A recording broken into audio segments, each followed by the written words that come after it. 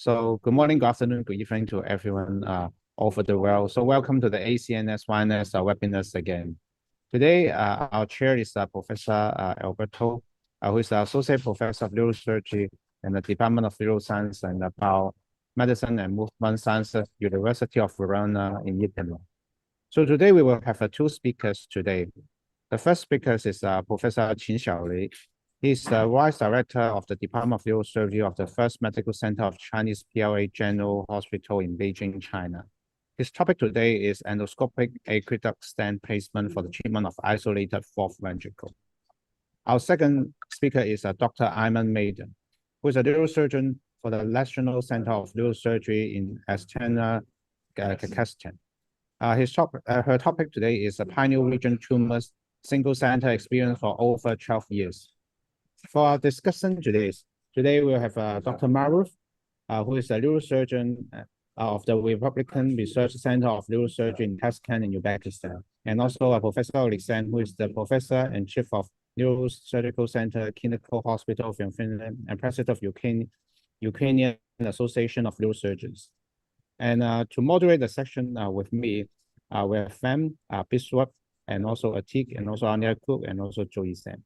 So shall I pass the floor to our chair today, Professor Alberto?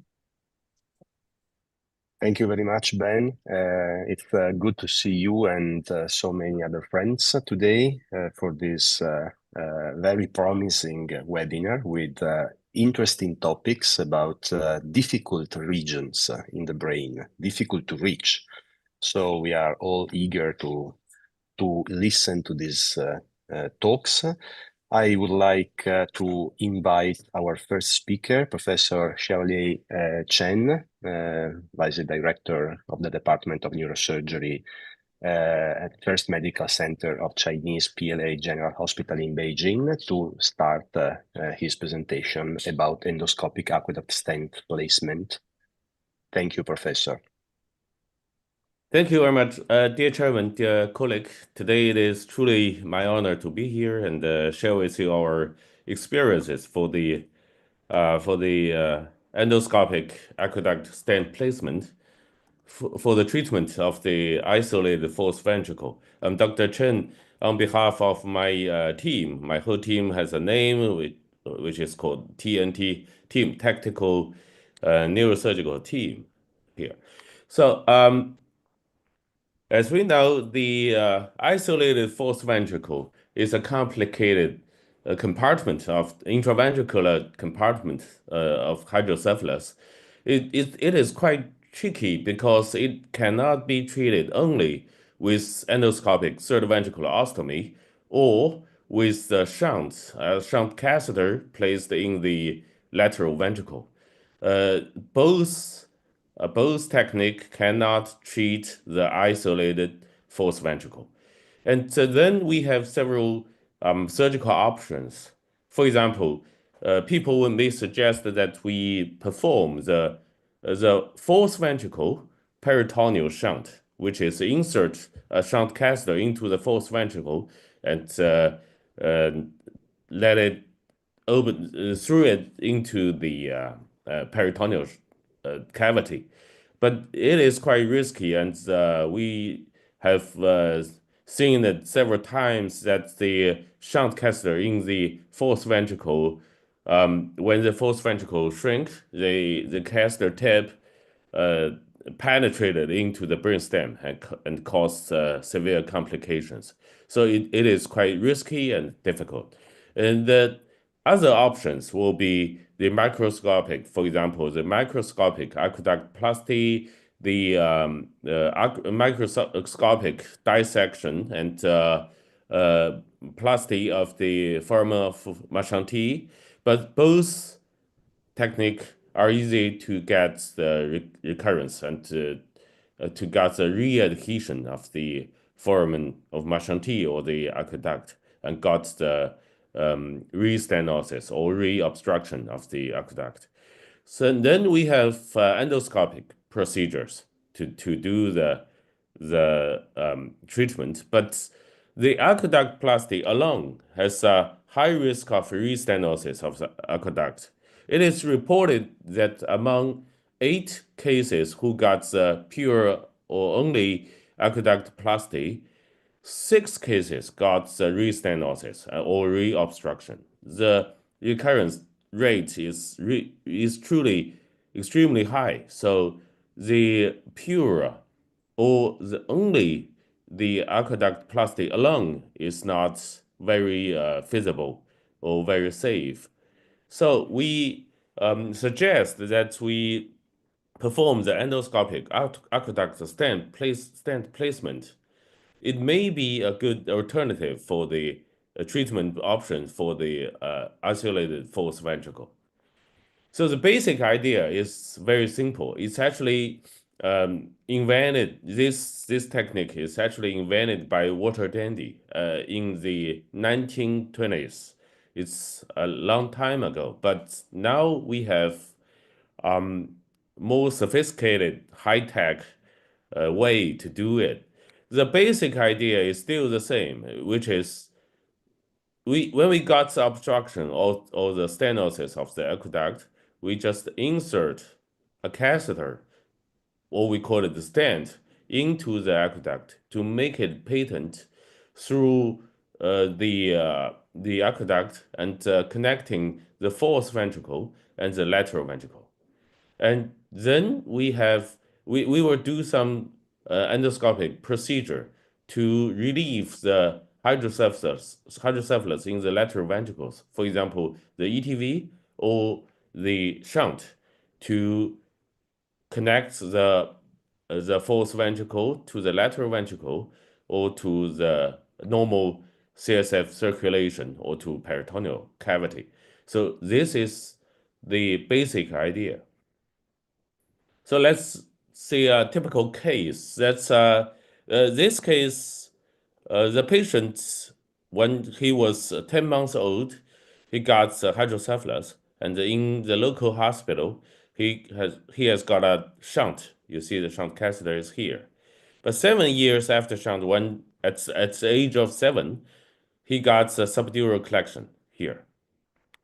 Then the local hospital performed the external drainage of the subdural collection here. You see the catheter. But unfortunately, after the external drainage, he got the infection in the subdural cavity, in the subdural space.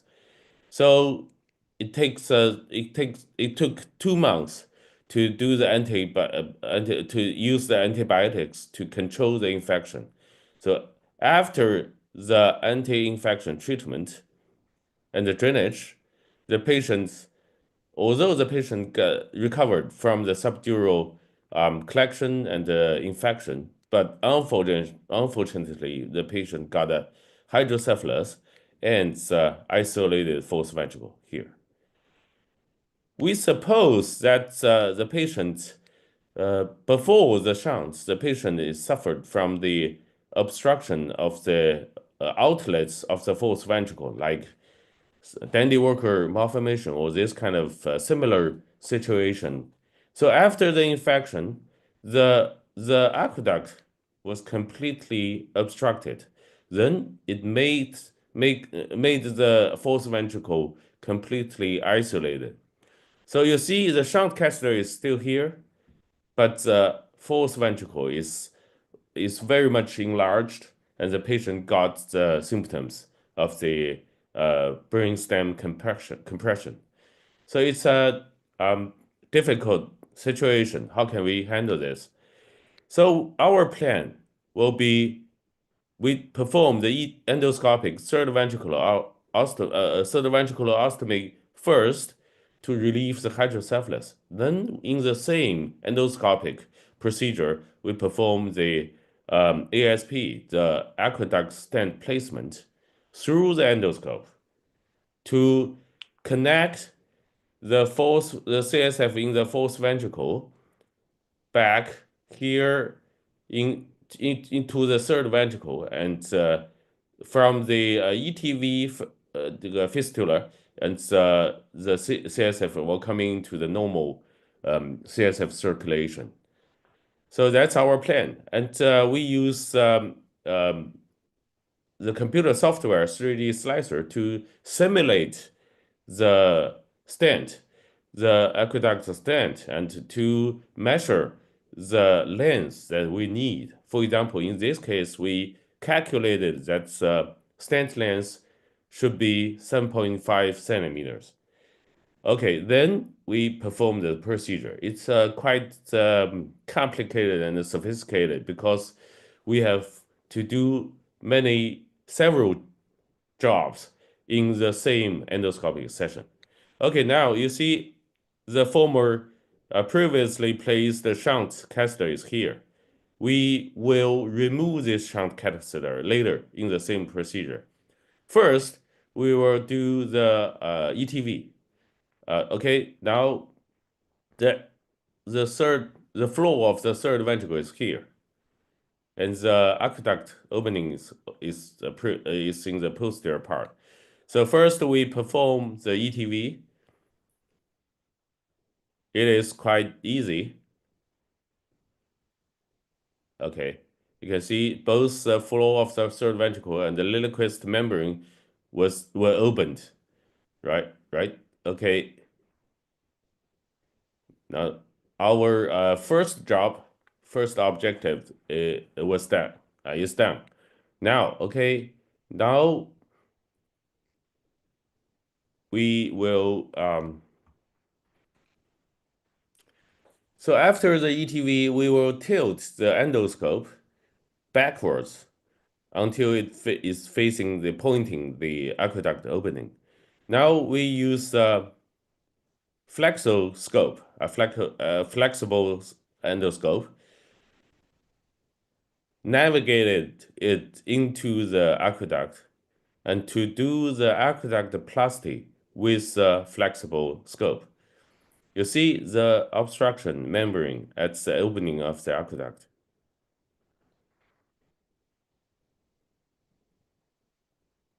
Okay, first we want to explore the fenestration of the ETV. It's open, it's okay.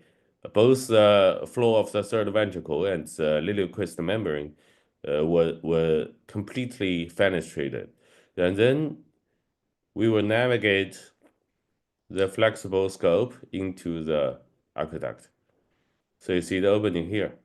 The opening is blocked with a membrane. You see, okay, now we are navigating inside the aqueduct. Okay, now it is penetrated. The whole aqueduct is now penetrated with by a flexible endoscope. Now we are coming to this foramen of Marchand-T. You see the membrane has already completely obstructed the foramen of Marchand-T in the fourth ventricle. And the foramen of Louchka is also obstructed. So all the inferior opening or outlets of the fourth ventricle were obstructed. So now we have to keep the aqueduct opening patent to let the CSF in the fourth ventricle coming through the aqueduct to the third ventricle and to the ETV fistula and to the normal CSF circulation to relieve the hydrocephalus and the isolated fourth ventricle. So someone may argue that we can do the foraminoplasty of the foramen of Marchand-T here, but I have to say, to tell you the truth, the fenestration is quite risky here, because we are lacking the dedicated instruments for the flexible endoscope. It is quite risky to manipulate this kind of instruments near the medulla oblongata of the foramen of Marchand-T. But anyway, we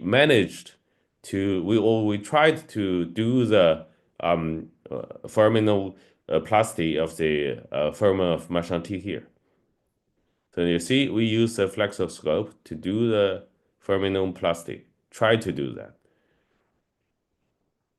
It is quite difficult, and the fenestration here cannot be very wide open. So it is very difficult to keep it patent for long-term patency. So we evaluate the foraminoplasty. We think it's not reliable, so we have to place aqueduct stent. So we, according to the simulation before the operation, we calculated the stent should be the length of the stent should be 7.5 centimeter. So we take the stent. Actually, it is a silicon catheter. It is the intraventricular part of the shunt catheter. So you just simply take a shunt catheter, take the intraventricular part, and cut it according to the pre-operative designed length, and then insert it into the aqueduct. Okay, so for the flexoscope, we can only use it to do the aqueduct plasty. You see, now we are withdrawing the flexoscope. This is aqueduct after the aqueduct plasty. It is very narrow. The diameter of it is only 1 millimeter. So without a stent, it can be easily re-obstructed. So now we change back to the rigid endoscope, and we insert the stent here.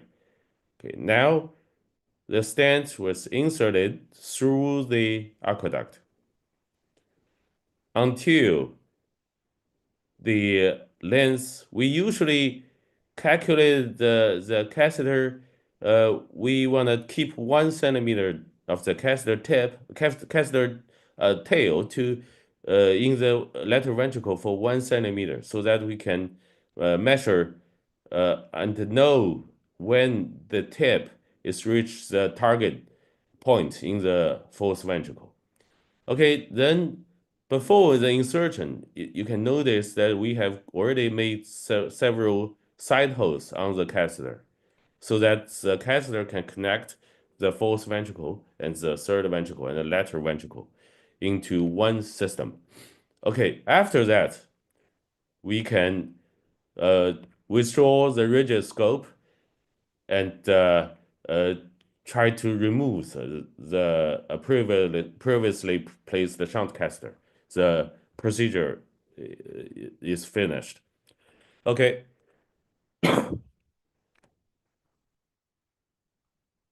So after the operation, after the surgery, the patient recovered well, and this is a post-op MRI scanning. You can see the stent catheter here.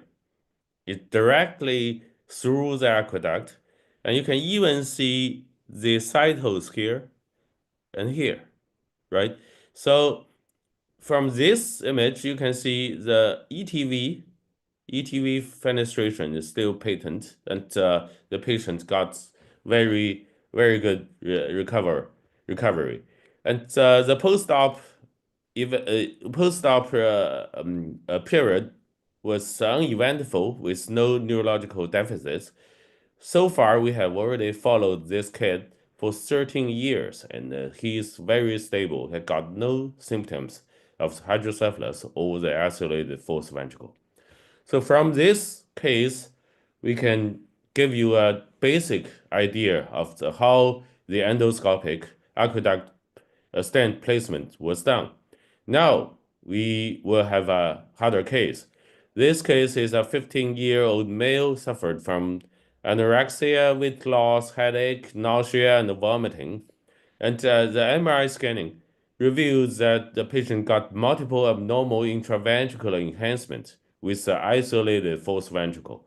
We suppose that the patient is suffering from some kind of intraventricular tumor with dissemination. And the dissemination not only caused the hydrocephalus, but also caused the obstruction of the aqueduct. So the surgical plan will be, we have several objectives. Again, the surgical plan will be ETV. We want to relieve the hydrocephalus, right? Relieve the symptoms. The second will be the fenestration of the lamina terminalis because the patient got dissemination at the floor of the third ventricle. So we are afraid that if we perform the ETV only, the tumor will obstruct the ETV fenestration again after the surgery. So we want to also perform the fenestration of the lamina terminalis in the same procedure. And then we need to do the tumor biopsy to get tissue sample. And the third objective will be the aqueduct plasty plus aqueduct stent placement. Okay, let's, because time is limited, so I want to only show you the video of the operation. So this is foramen of Monroe. The patient even got tumor dissemination around the foramen of Monroe. So it will be easy for us to do the tumor biopsy here, right? It is very, very straightforward and easy and safe. So we perform the tumor biopsy here first. Okay, then we come into the third ventricle, and to do the third ventricle, the endoscopic third ventricle ostomy. You see, this is the flow of the third ventricle, but because that dissemination of the tumor, the third ventricle, the flow of the third ventricle is not very translucent, right? So we use this contact laser to do the ETV. You see the flow of the third ventricle is very thick, and because tumor dissemination. So it is quite risky to do that, to do the ETV. And the biggest issue that we're concerned is if we got the tumor dissemination at the floor of the third ventricle, is it possible that after the surgery, the tumor will coming back and obstruct the flow of the third ventricle again and cause the hydrocephalus again, right? So we want to make another alternative pathway, which is the fenestration of the lamina terminalis. Oh, sorry.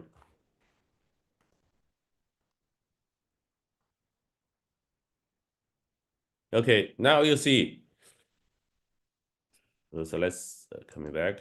Okay, from this floor of the third ventricle, we just tilt anteriorly the endoscope until we see the lamina terminalis. And use the contact laser, we can make this endoscopic fenestration of the lamina terminalis. It is quite rare. It's not very commonly performed and reported. We are maybe the first team to do this procedure in China. So now you see the anterior cerebral artery on the other side, and here is ACA on the right side, and the ACOM here. So after the fenestration of the lamina terminalis, we tilt the endoscope backwards to do the aqueduct plasty. And in here, we need to do it very carefully because the aqueduct cannot be opened very wide, right?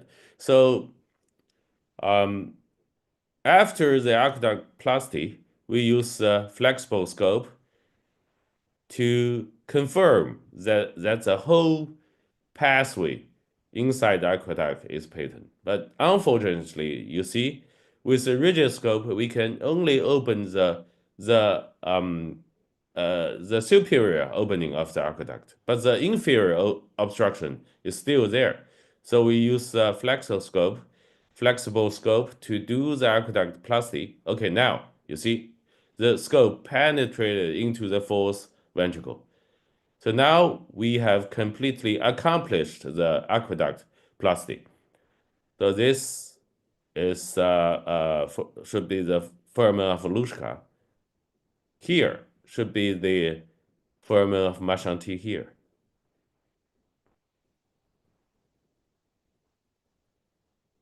Okay, now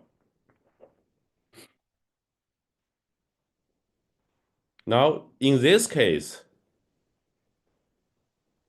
the foramen of Email-T looks okay, but it actually has tumor dissemination in the lower part. So we still decided to do the aqueduct stent placement for this case.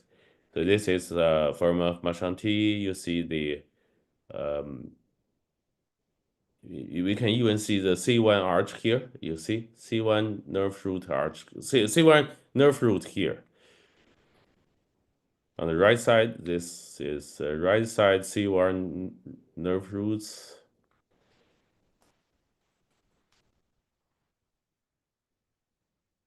And after the explore or the aqueduct plastic with a flexible scope, we will withdraw the flexible scope and insert the rigid scope again and to place the aqueduct stent through the rigid scope. We always do that, do the aqueduct stent placement with a rigid scope, because the rigid scope has a channel with a diameter of 2.3 millimeter, which can be inside which aqueduct stent can be inserted. With a flexible scope, we can only do the aqueduct plastic, but without the stent placement. Okay, now we want to change the scope to, now we changed the scope to rigid scope. And you see, after aqueduct plastic, the aqueduct opening is still very narrow. So we insert this aqueduct stent. In this case, it's from the Medtronic shunt catheter with a BioGlide cover, and we insert this stent into the fourth ventricle. Okay, it is very easy to do that through a rigid scope with previously measured length. You see, the catheter is coming directly into the aqueduct. So now, all the objectives are accomplished. And the patient recovered very well after the surgery. The histological diagnosis was germinoma. And for this kind of a case, we always apply the chemo and radiotherapy for the patient. Now, the patient has already got the progression-free survival for 8 years. So in this way, the hydrocephalus, the tumor is all relieved by simple endoscopic procedure. Okay, now can we have, we also have more challenging case. This is a 50-year-old male suffered from headache and vomiting for 5 months after shunt. He got a shunt 5 months ago in another hospital, and for the outlet obstruction of the fourth ventricle. But unfortunately, after the shunt 5 months, he got very severe symptoms from the brainstem compression, and the MRI confirmed isolated fourth ventricle. So let's have a look. You see, the fourth ventricle was dilated with periventricle edema. It indicated that the pressure in the fourth ventricle is quite high. You see, the brainstem was significantly compressed. But the patient got a slit lateral ventricle supratentorially. You can see the shunt catheter is still here.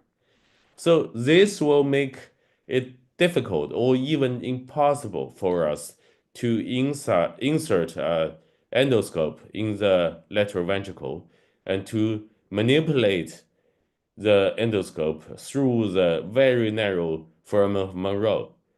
So how can we do that? First, we tried to increase the opening pressure of the shunt catheter. It's a Medtronic programmable valve. We programmed the valve to the highest level, highest pressure.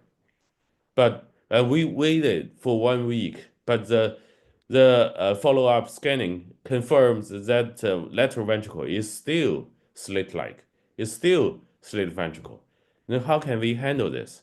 Then we think we may have an alternative plan, because our basic idea is still keep the original shunt plus aqueduct stent placement. Second, the basic idea, we want to still do the endoscopic aqueduct stent placement. When the frontal approach is not possible because of the slit lateral ventricles, is it possible for us to do the transverse ventricle approach? I mean, from inferiorly and posteriorly to access the aqueduct, which is the opposite direction for our conventional endoscopic aqueduct placement, right? Then we decided to do that first we use a microscope to do the posterior foramen of Marchand-Plasty to relieve the adhesions around the false ventricle outlets, and insert the rigid endoscope through a transverse ventricle approach, and use a flexible endoscope to do the opposite aqueduct plasty, and then change to the rigid endoscope to place the aqueduct stent. So here's a video.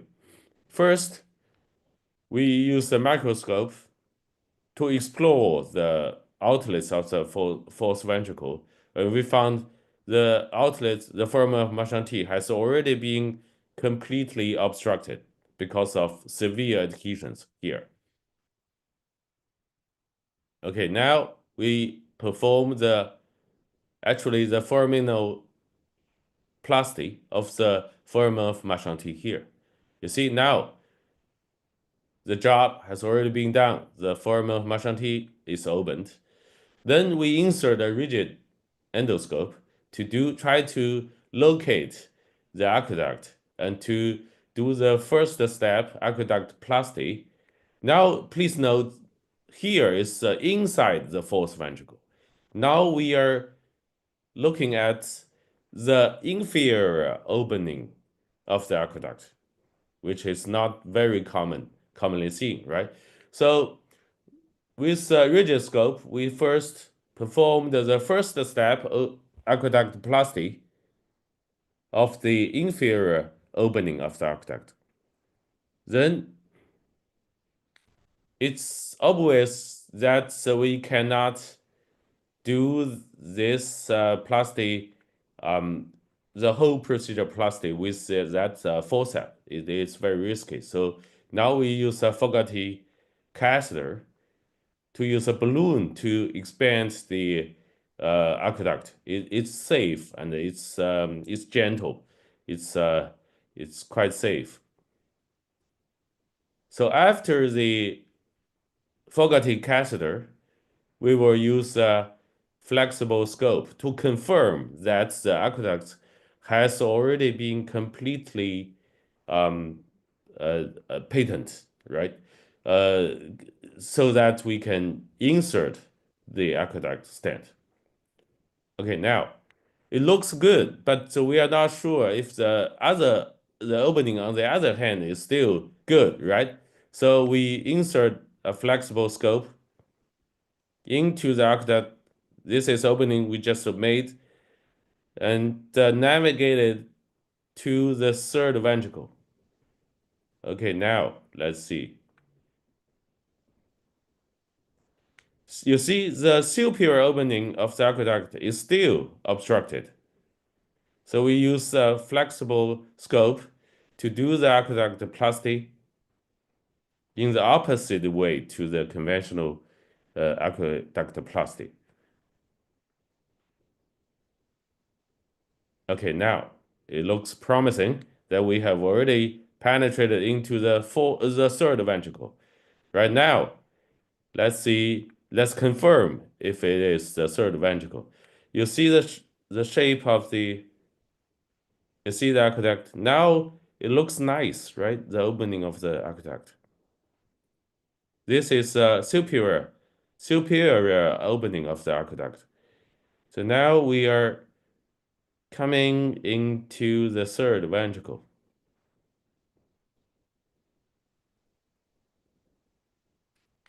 Okay, you see the choroidal plexus inside the third ventricle, and we can even navigate it through the third ventricle until we see the foramen of Monro on the one side, right? Okay, now we are sure that the aqueduct has already been completely patent, right? Okay, now we change it back to the rigid endoscope and to insert the aqueduct stent. Now the stent is coming backwards. It's coming in the opposite way. It's from inferior posterior to the superior and anterior. Of course, the length of the aqueduct was measured and calculated before the surgery with our three-dimensional simulation software. Okay, now we just insert the catheter until it reaches the length.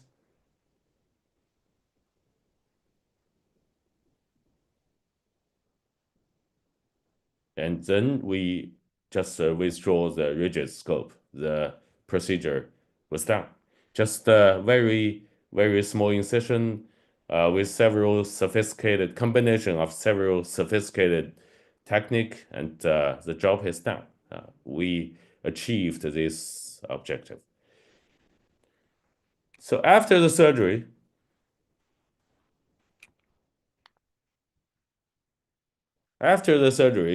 the patient, it was uneventful. All symptoms were relieved.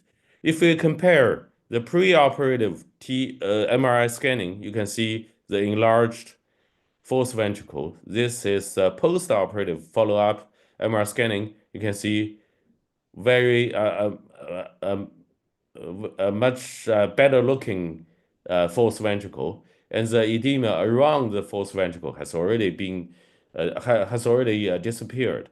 So the follow-up MRI confirmed no isolated fourth ventricle and no hydrocephalus.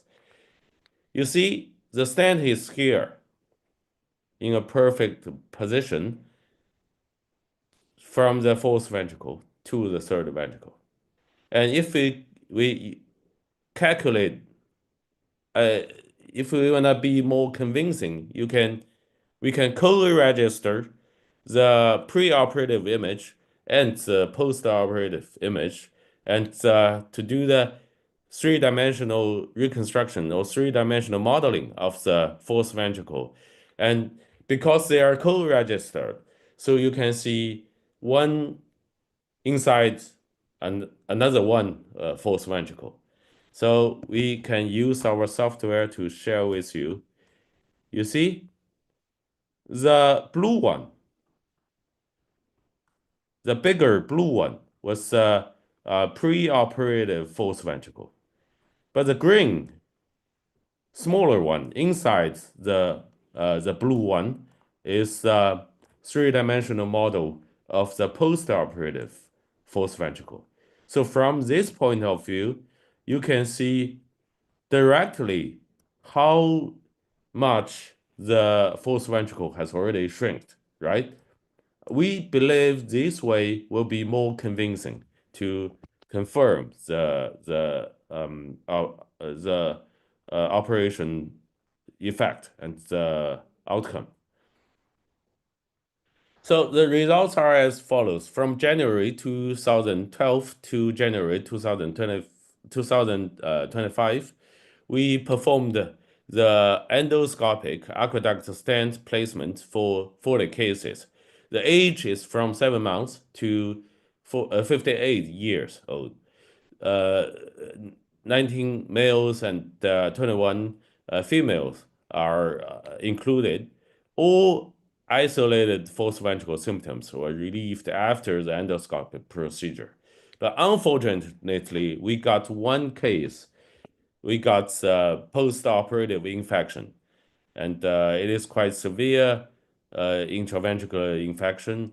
It makes us have to do a second endoscopic procedure to retrieve the stent and to treat the infection. But fortunately, when we withdraw or retrieve the stent in the second stage operation, we found that the fistula, the fenestration of the aqueduct, has already been completely stable. Even if we withdraw the stent, there's still a very stable pathway through the aqueduct.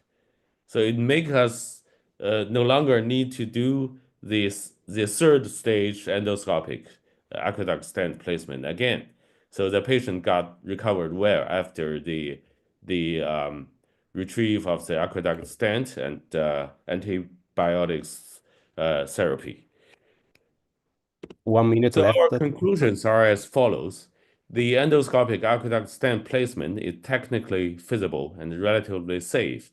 The key points is first the design of the approach. You see, usually we will use a transfrontal approach, but in several, we have already got 3 cases who suffered from the isolated false ventricle and the slit lateral ventricle, so we cannot use the frontal approach.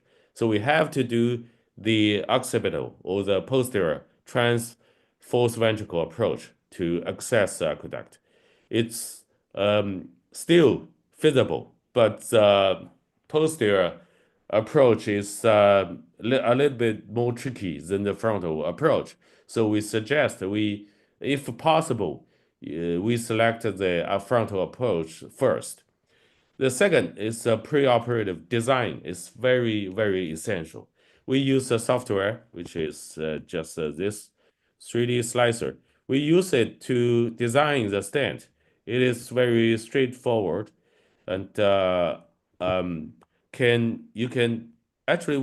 only need to design the catheter and got three distance for the endoscopic procedure. One is total length of the stent. The second is in the length of the part of the stent inside the false ventricle, which is usually actually, to be more precisely, it is usually the length between the inferior opening of the aqueduct to the vermis of the cerebellum. The third distance is the distance between the superior opening of the aqueduct to the cerebellar vermis. In this distance will help us to decide when we insert the stent inside the endoscope, when should we stop? When we reached the distance that we calculated before the operation, the distance between the superior opening to the vermis of the cerebellum, then we stop insert so that we won't injure the cerebellum. So that's preoperative design key points. And although our preliminary results are promising, it still needs a larger cohort and a longer follow-up period, a controlled study to prove the real clinical role or efficacy of this technique. Thank you very much. This is our surgical building. You guys are welcome to visit us in Beijing. Thank you. Thank you, Professor Chen. It was very interesting presentation with very useful techniques. I personally have many questions, but I want to leave the floor to our discussants. So Professor Alexander Wozniak and Dr. Maruf, please, do you want to comment or ask some questions? Good evening, everyone. First of all, I would like to thank to the ACNS YNS team for organizing this session and for inviting me as a discussant. And also my thanks to Professor Chen for his beautiful and insightful presentation. Your expertise in endoscopic aqueduct stent placement has provided us with valuable knowledge on this complex procedure. I have some questions.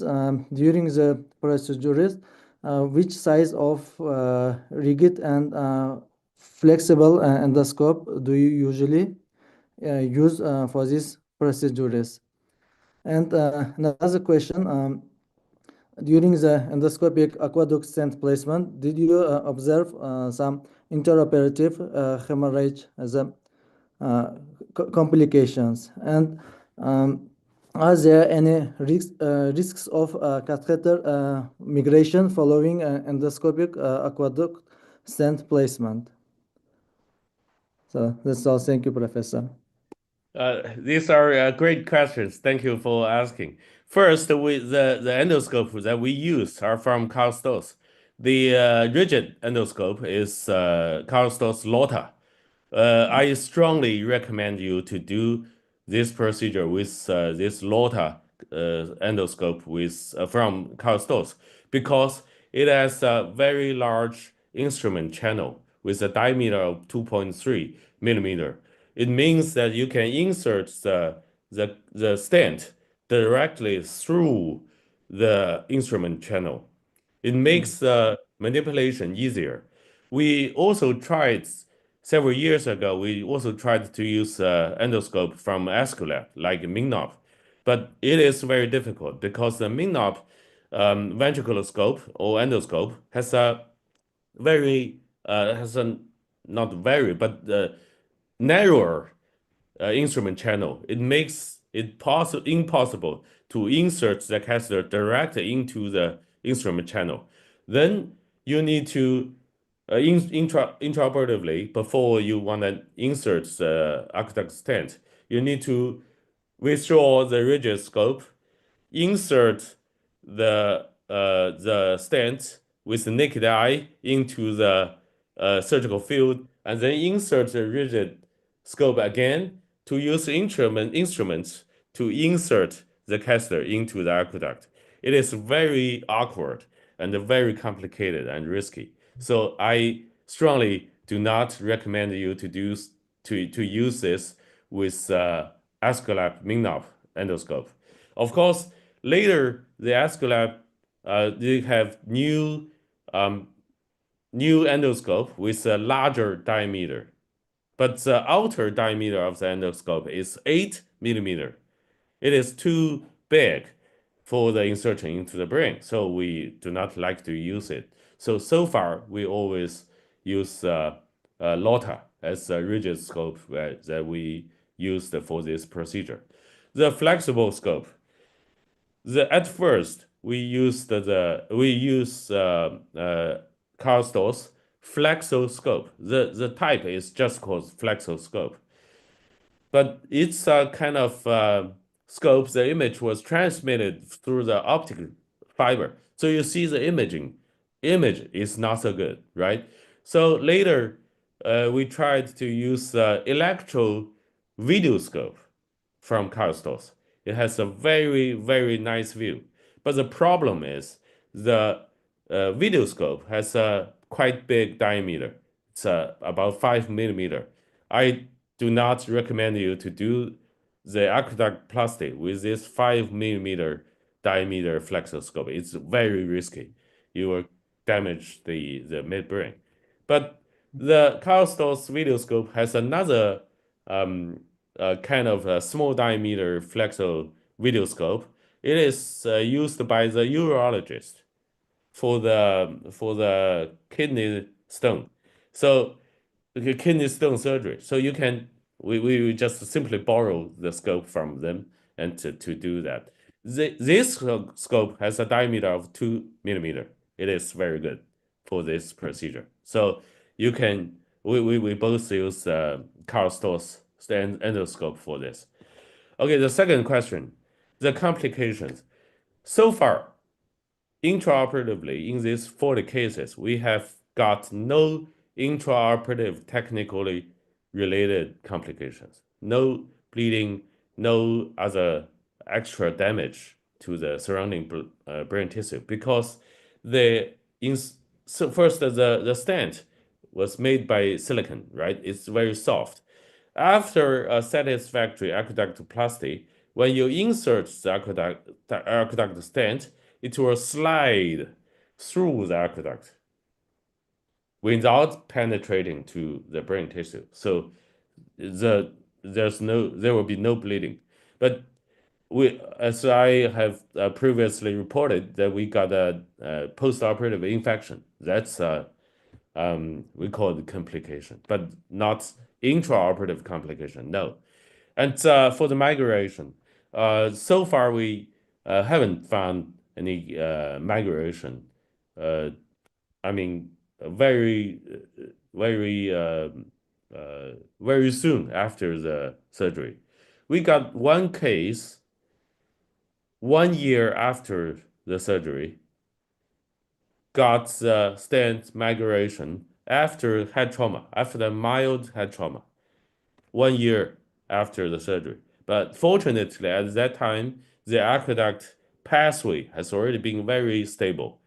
We suppose that maybe the mild head trauma has got concussion on the stent and makes the stent migrated from the original place. But the pathway is stable, so the patient got no symptoms and no recurrence of the isolated false ventricle. That's the answer of your questions. Thank you. Thank you, Professor. You're welcome. Thank you. Is there any other question, maybe from our moderators? Dr. Hui? Hello, everyone. Thank you, Professor Chen, for very interesting cases and the techniques that you have done. I have two questions for you. The first question is, in what cases that you select a stent placement as a first treatment instead of the other options? And my second question is, sometimes with the transcortical procedure with the endoscope, I experienced some hygromas as well through the pathway. So how can we avoid that? Yeah, these are also very great questions. Thank you for asking. The indications are very important point for this aqueduct stent placement. Today we are discussing the isolated false ventricle. This is the most important indications for this technique. Now, for almost all the isolated false ventricle, we perform or we will select the endoscopic aqueduct stent placement as the first line treatment option for the isolated false ventricle, because the other options are too risky and too has too high cost, right? No, I do not mean financially, but also from efforts and risk.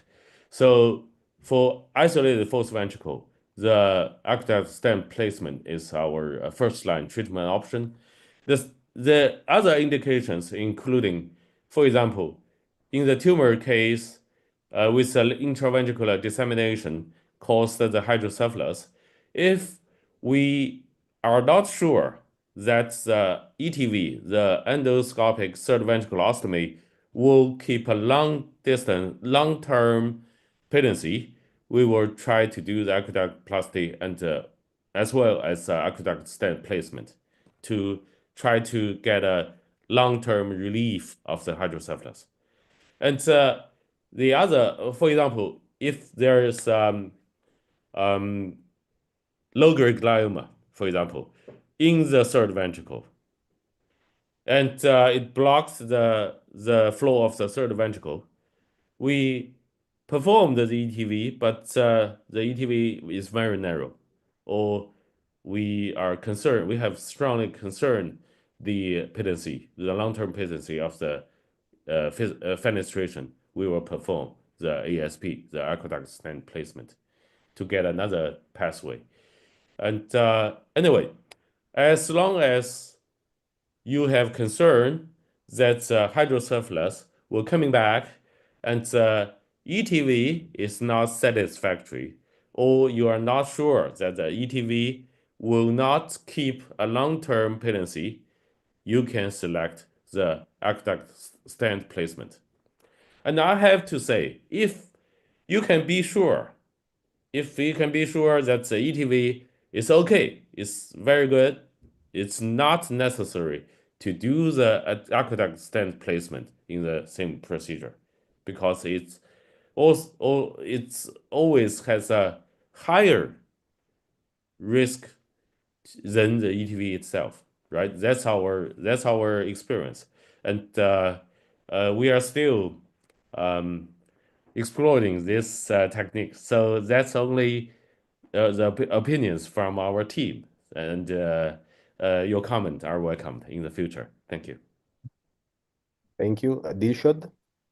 I have my second question regarding the complication of hygroma. Hydroma. Yeah, yes. Sorry, I forgot that. The hydroma, or the subdural collection, is I have to say, we also have this kind of problem, but not in this group of cases. We have got it in very young infants suffered from hydrocephalus after the ETV or endoscopic procedure. It's the main reason, to our knowledge, the main reason is intraventricular high pressure status. For example, the hydrocephalus was not completely relieved. Then the CSF were coming through the fenestration of the endoscopic pathway to the subdural to a subdural space, because the resist force is lower in the pathway, right? So the major problem will be, you want to get rid of the hydroma or the subdural collection after the surgery. We need to relieve the hydrocephalus in a satisfactory way. No longer, as long as the hydrocephalus is not relieved, we will have very difficult subdural collection or hydroma to handle. So that's our answer. So we need to think, and that we admit that we do have this kind of situation, that after several endoscopic procedure, the hydroma or the subdural collection is still there. Then I think it's time for us to select a shunt for this kind of case. That's the answer from my team. So just for your reference, thank you. Thank you, Professor. Thank you. We are running out of time. Please, short questions. Dilshad? Professor, thank you so much for this interesting presentation. I have a question. In order to avoid non-communicating hydrocephalus transformation, do you have any consideration use of choroid plexus cauterization along with ETV? Yes, that's a great question. For very young infants, for several pediatric cases, we will use the ETV as well as plexus, choroid plexus cautery intraoperatively. But I have to say, you can never select the choroid plexus cautery alone as a treatment option for the hydrocephalus. It has a very high failure rate. It can be only a complement measure plus the ETV on the basis of the ETV or aqueduct stent placement or this kind of a thing. So the choroid plexus cautery alone is not very reliable. That's my personal opinion. Thank you. Thank you. Last question, Dr. Anyaku. Yeah, thank you, Professor Felati. Yeah, thank you, Professor Shane, for this presentation. Yes, sir. So in slit lateral ventricle, where you're adopting the posterior approach, yeah, inside the fourth ventricle. So what are the landmarks that guide you? What are the landmarks that guide you on where to fenestrate to access the third ventricle without much injury to the surrounding structures? Great. Thank you, Prof. That's again a great question. That's most difficult thing in the transverse ventricle approach.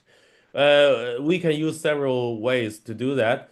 First is navigation, but I have to say, for the intraventricular manipulation, the navigation will have a will be interfered with brain shift effect.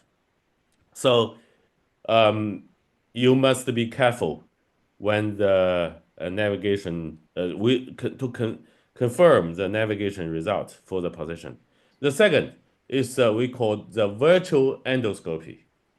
We use the software. We just show you the 3D slicer software to perform the three-dimensional modeling of the fourth ventricle preoperatively, and then we use this virtual endoscopy to simulate through the endoscopic approach.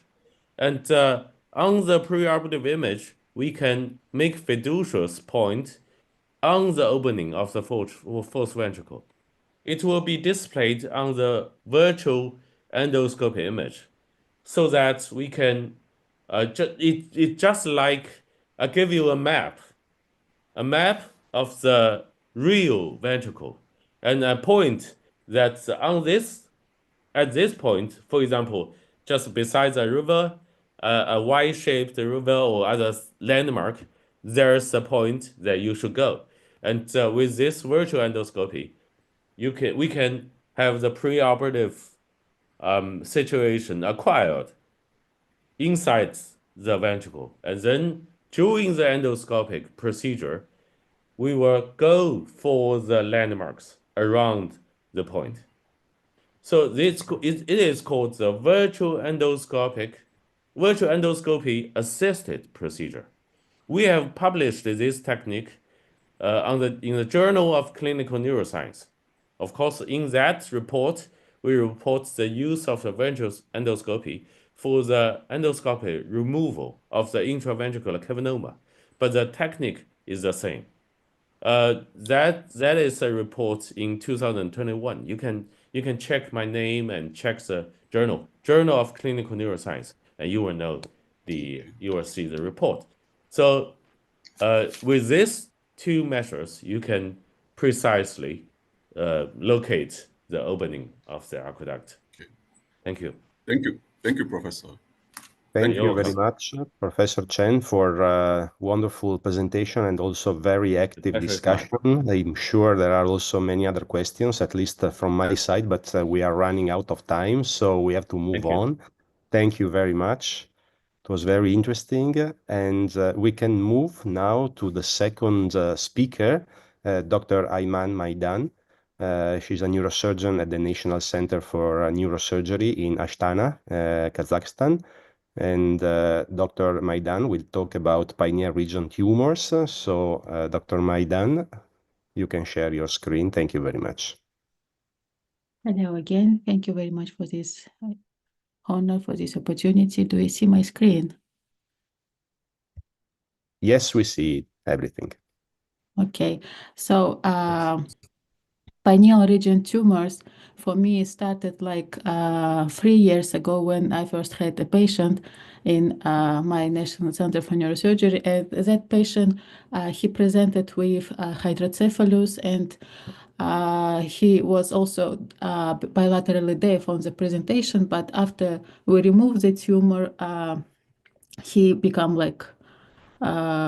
hearing again. So it really impressed me, and this area I started to get interest, and I had so many questions. So I decided to collect all the data from the beginning of our center to December 22 years, and collect on the adult patients with pineal region tumors.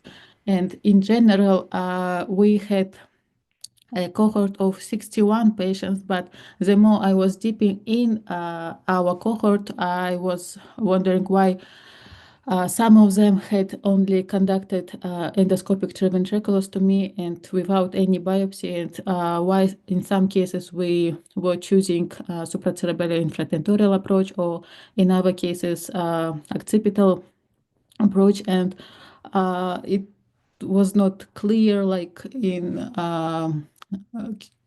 at that time in guidelines or in other books, when to choose which approach. So I hate when I have questions in my head, so I decided to dive more deeper. And in general, the pineal neoplasms, they are characterized by pineal parenchymal tumors, germ cell tumors, and others. And interestingly, we had more other tumors such as meningiomas or lymphomas, and pineal parenchymal tumors not that much as reported in the literature. And according to the symptoms, the most presenting symptoms were as similar to the literature, not so specific. So they suffered from obstructive symptoms or headache. Diplopia was present in 17 patients and vertigo in 11. Most of them were discovered incidentally. And approaches which I encountered the most during the operations, when I was reviewing all the operations, was as listed here. And I tried to make a schematic representation of what I found. The rate of endoscopic trabeculostomy only was almost as a resection rate. It is mostly preference of a particular surgeon and the way of discussing with patients.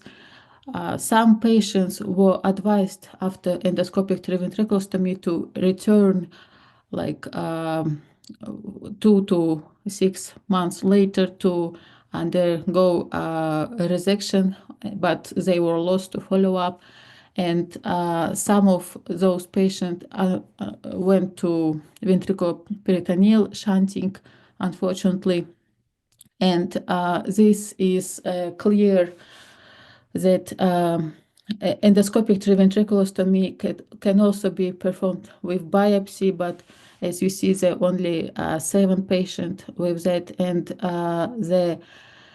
this amount is also not so high because, as previous speaker presented, there is necessity of different endoscopes, like rigid and curved, and it is also very difficult to get there, long distance, and according dissemination, it's also very important to mention that it's better to make 2 different approaches to make it not to go through the same because of the risk of dissemination. And there was like attempted resection, but not complete resection in endoscopic trabeculostomy group. So I decided, when I was writing the paper, I decided to concentrate only on open resections and to report results of open resections, because this endoscopic trabeculostomy group also, many patients were lost to follow-up. So as you can see, supracerebellar infratentorial approach was the commonest in our group of patients. And regarding the approach selection, like lately, when I started to read more, I realized that there is a anatomical consideration. So if we can understand on MRI or CT that it is meningioma, so most probably they when we analyze venous structures, they would meningomas replace anatomical structures caudally and ventrally. So this will amplify on approach selection. And anatomically, during this my current time, I started to do some kind of illustration to make it clearly. And we also saw from the previous speech anatomy from the septal vein thalamus striate veins during his presentation.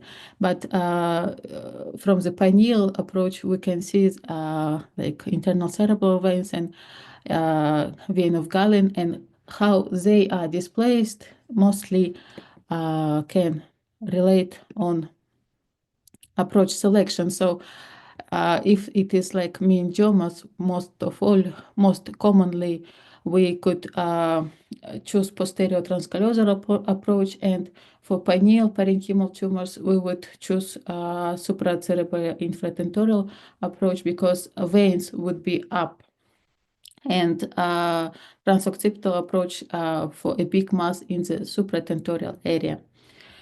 And regarding the position, and when I started my residency, we were told that success of neurosurgical operation is 50% of based on approach selection and patient positioning. And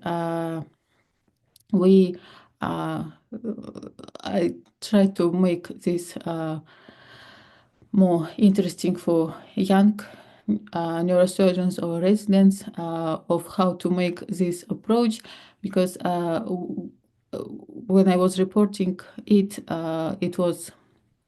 we called it park bench positioning, or sometimes it's called lateral decubitus positioning, but I was not sure if it is all the same of how we do it. So the commonest reported one is a sitting position, but sitting position is a very high risk of venous air embolism, which our anesthesiologists are not very glad of controlling. And also I have seen how patients are sitting, but doctors are not sitting, doctors are standing, and operation takes like 2 to 3 hours, and all of this time they are standing with this position. It is very uncomfortable also for surgeons sometimes. And three-quarter prone approach was first described in 1988 by Dr. Hausmann, and it is very mostly similar of how we do it, except of incision. So doing it very fastly, I like to make point by point a list of what to do. And because of pineal parenchymal tumors mostly located centrally, it's better in our operation room to make the patient on the left side, and after we turned him, we're also very lucky because we don't have that kind of morbidly obese patients with pineal region tumor. So sitting position is considered the best for morbidly obese patients, but we didn't have them. That's why maybe we got lucky in this lateral positioning. And pillow under the armpit are also very important to prevent neuropraxis. And this head holder should be placed when we are doing the rest of the patient positioning. It is how it looks like from the side, and the surgeon will be here, and we should place these holders to make comfortable for surgeon so they will not be on the road of his hands. And it is patient positioning. It is very important process, and we are doing it as a team. Residents and surgeons will all do it, not like nurses or physician assistants, and after we do the head, the back holding, we do upper arm and lower arm.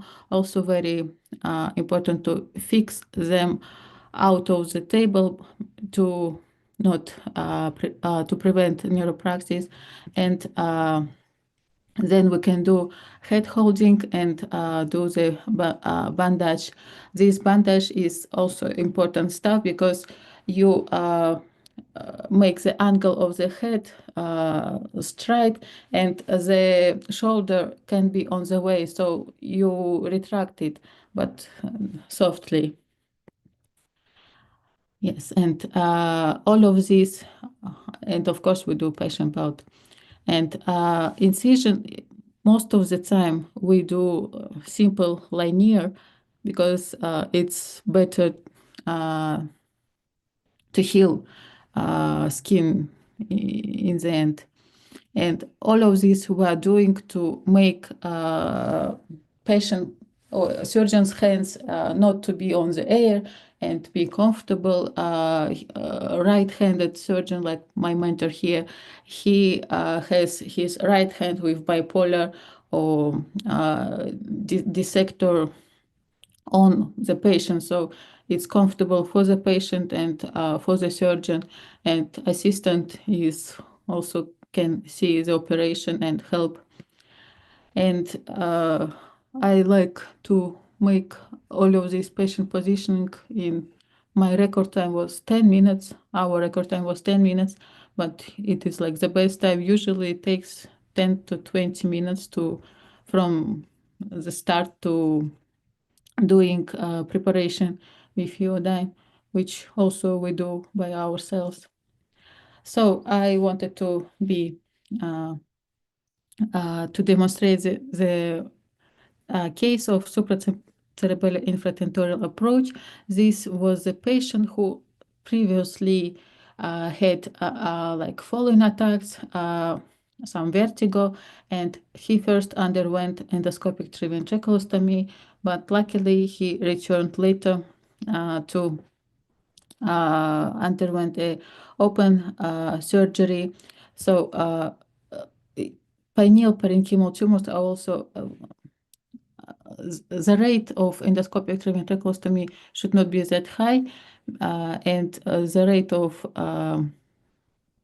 biopsy also is not should with the current MRI techniques like CT techniques, we can predict histology mostly by imaging, and like for example germinomas, which are clearly will not undergo future resection, should be diagnosed like on CT. They have characteristic calcification, mostly inside, as opposite to pineoblastomas, like they will have most peripheral calcification. And like with current MRIs and technologies and radiologists, it is better to not do only ETV and biopsy. So this is our approach of craniotomy, how we do it, trying to make like parallel to torcular hierophilia, 2 incisions, and after the opening we do cisterna magna opening. It is like must of this approach because we need this cerebellum to be displaced down. And with all of these patient position, approach selection, and cisterna magna release, we can see that we can insert bipolar and suction tip. Some authors also recommend to preserve these veins. In some places it is written that we can coagulate them. most of the time it's if it's not on the way, if it's not interfering, we are trying to preserve anything which is preservable. And the rest of the operation is quite similar to all of those approaches in any area in neurosurgery. First, you are trying to dissect and coagulate and find orientation, find normal anatomy, and after that you can start debulking inside. So and these microscissors to dissect arachnoid is also would be very difficult if surgeon would be his hands on the air.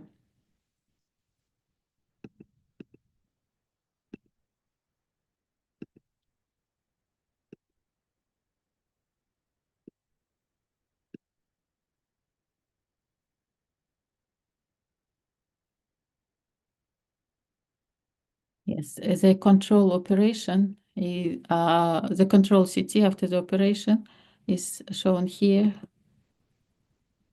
and complete resection without any complication. Do we have time, or should I proceed for second case? You can present one more case, no problem. Yes. Thank you. So the second case is for transvertine interhemispheric approach, which, as we discussed earlier, is mostly for meningiomas because of the venous anatomy distortion. And this patient was also had like some blood pressure instability, general weakness, sleep disturbances, and memory losses. This was clear that is meningioma. It did not require any ETVs, and but as I said, we had another approach, which is also very interesting. It is not supracerebellar approach, it is interhemispheric posterior approach, and this is her left hemisphere. And the interesting approach, the interesting thing of this case that he was doing transvertine resection because of bilateral growth of the meningioma, and there are sinuses inside, but it would be clear that at one moment they would be damaged, but everything is controllable, and during the operation we can do resection of meningioma and also suturing of the sinus as presented here, because of bleeding would not be stopped.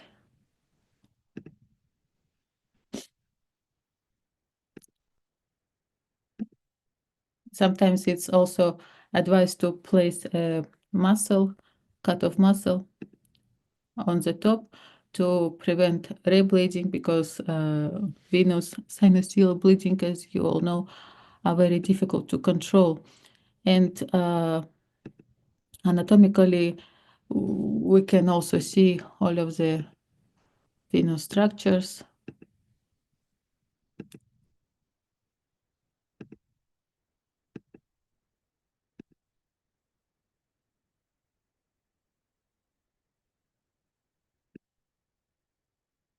And complete resection.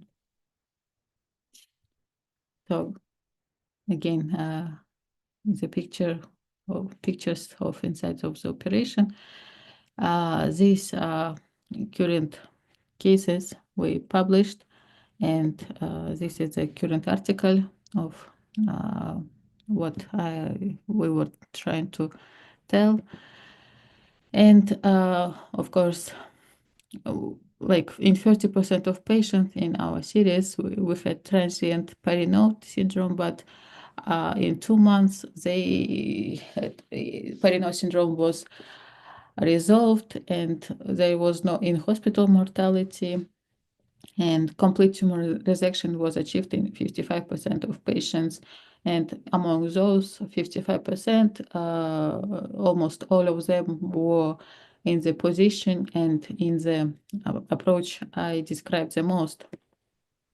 And these are Kaplan-Meier's. And with that, I want to finish my presentation. Thank you, Dr. Maidan, for showing your very nice series of cases of pineal region tumors. We can open the discussion now. Maybe our commentators and moderators want to ask or give some comments. Dr. Maruf or others.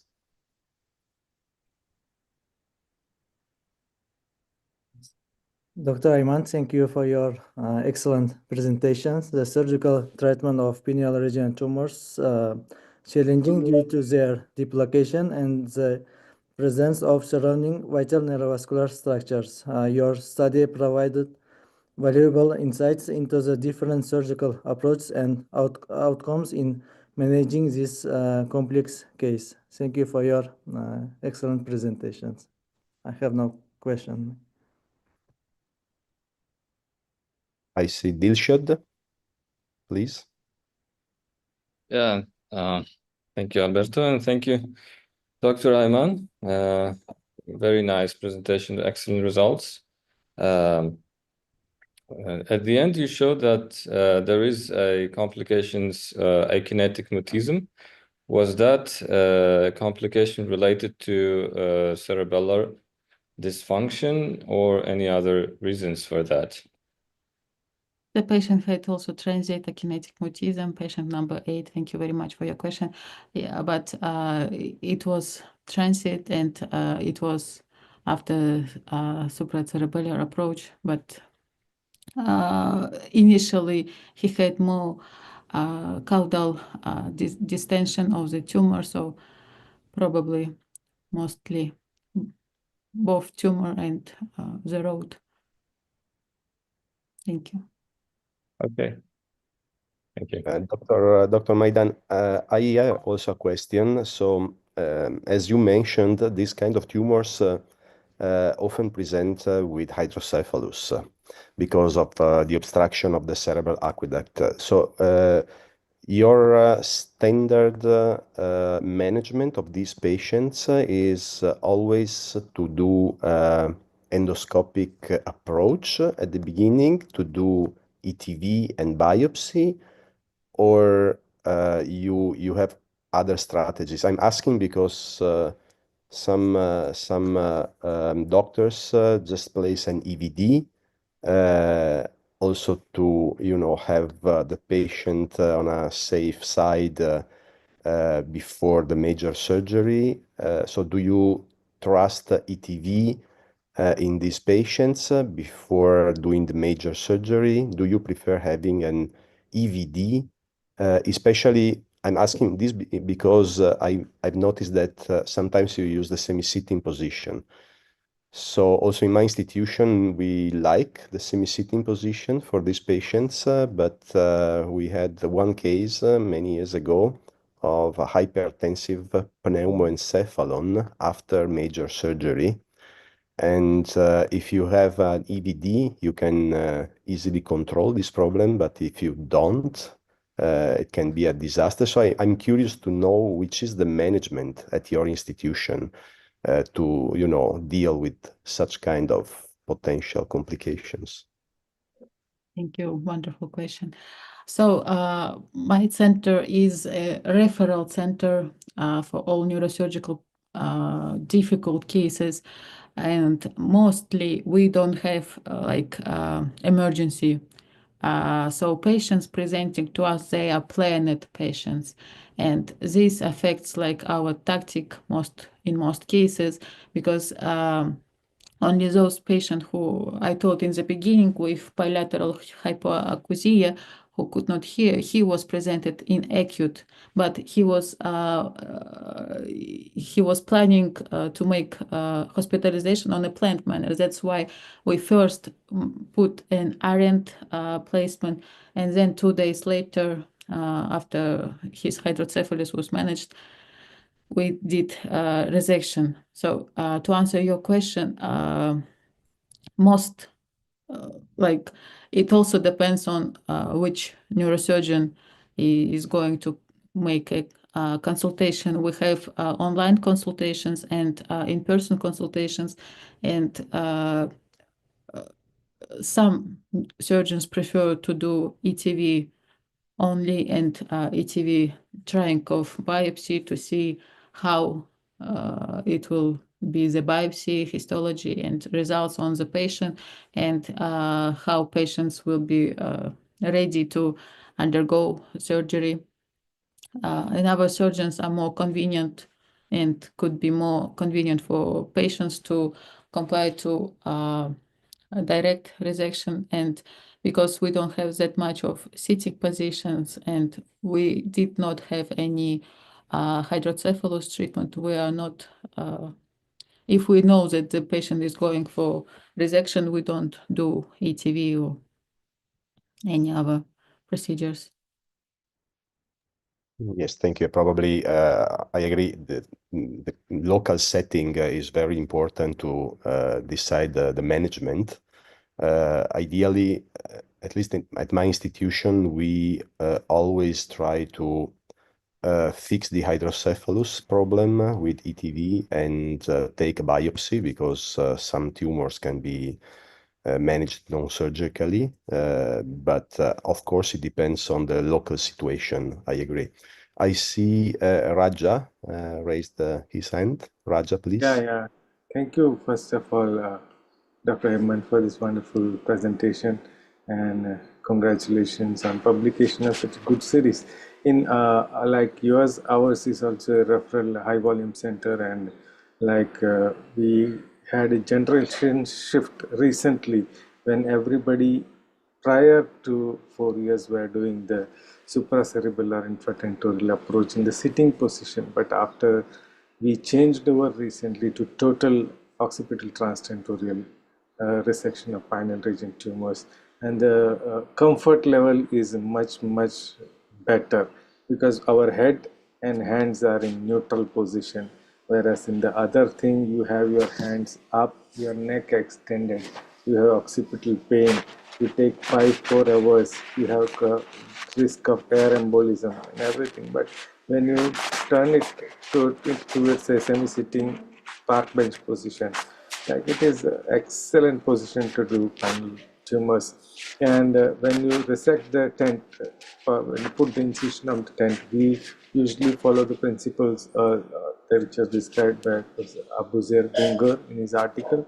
We put an ICG and you delineate the sinuses well, and on this tentorial there may be additional flakes of sinuses which we may harm during the resection, which we may not be able to see with the naked eye, but when you give an ICG, all this lightens up and we can navigate our path and accurately without injuring any major sinuses. And all the major centers like Professor Shota Tanaka in Japan, or Tadanori Tomita from the Lurie Children's Hospital, they have big series of their authority in pineal region tumors. They always use intrahemispheric like transtentorial approach. So congratulations again. Thank you very much. Thank you very much. Thank you, Raja, for your comments. Is there any other question from the floor or comments? If not, I want to thank both our speakers, Dr. Ayman Maidan and Professor Xiaolei Chen, for really wonderful presentations and nice discussions. I would ask Professor Yoko Kato to say a few words at this point.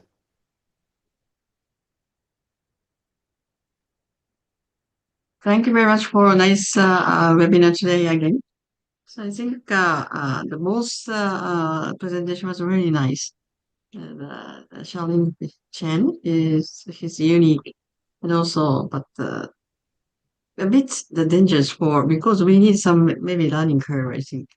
So maybe once post ventricle become smaller, I think sometimes the tube maybe sometimes injure some of the wall of post ventricles. I'm just wondering. And also, second one, Iman. So I'm very proud of you. Thank you very much for your very difficult cases. And I think in the future, so maybe difficult cases can be treated by easy way. Otherwise, maybe the younger generation are abandoned to do surgery. So maybe transoptic tentorial approach, OTT, is one of the best, I think, for this lesion. I think. Unfortunately, you didn't have a chance to show us OTT case. But Dr. Marf, your research work in Nagoya University is pioneer lesion, I think. So maybe I think you may discuss later on, I think. But anyway, please continue as a female neurosurgeon to your wonderful attitude to the surgical technique in the future. So you had a very great the webinar today. Thank you very much for everyone, especially Dr. Albeit.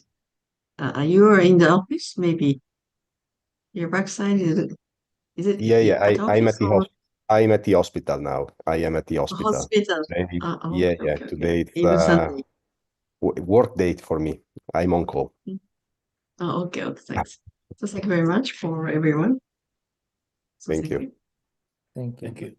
Thank you, Professor. And Ben had to leave earlier because he had a flight. So it's my role to close this webinar.